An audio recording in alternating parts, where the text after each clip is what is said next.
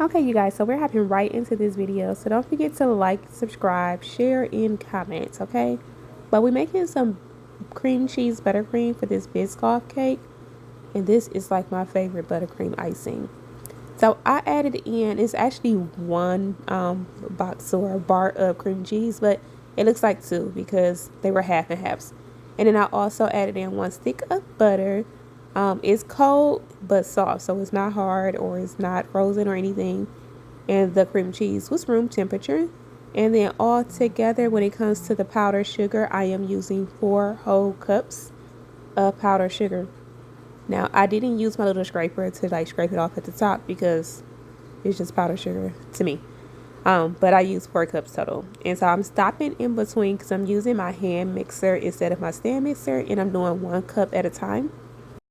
And if you want to see the process of making this bundt cake, I did use a Duncan Hines cake mix box and I enhanced it. Go to my channel because there's a video there, a full tutorial there, okay? Now, when doing this powdered sugar, you want to make sure that you start your hand mixer on low so that you don't have powdered sugar flying everywhere.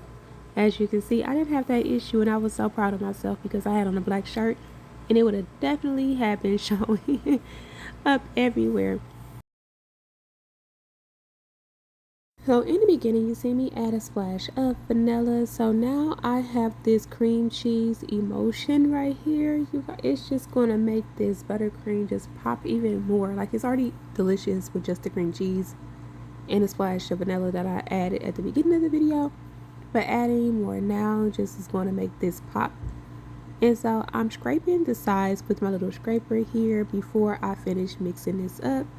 And then I'm just going to cut some of this out and speed it up because I did mix it up until it became nice and fluffy. And I want to make sure that this is pipeable. So you guys, if your buttercream is too silky or too thin, in other words, too soft, just add more powdered sugar because you want it to be nice and firm the way that I just showed it here. Okay, so now I have a cup and I have my piping bag. Now this to me is the most easiest way to add icing or frosting or buttercream or whatever you want to call it to my piping bag is to put it around a cup first so that way it's set, and then I can just add it in and then pull the bag up. It had dropped in a cup. It wasn't supposed to do that, but we make it work. Alright, so we're just going to go ahead and push this down, and I like to practice inside of the bowl first just to make sure that it's squeezing out properly. So I have just a circle tip here, and I am just going to go on in between the lines of the cake. I want to fill in between each line of the cake, going back and forth with the butter. And this is actually one of my favorite parts. It's so relaxing, and like I said before in the other video, no one told me that I had missed that spot there.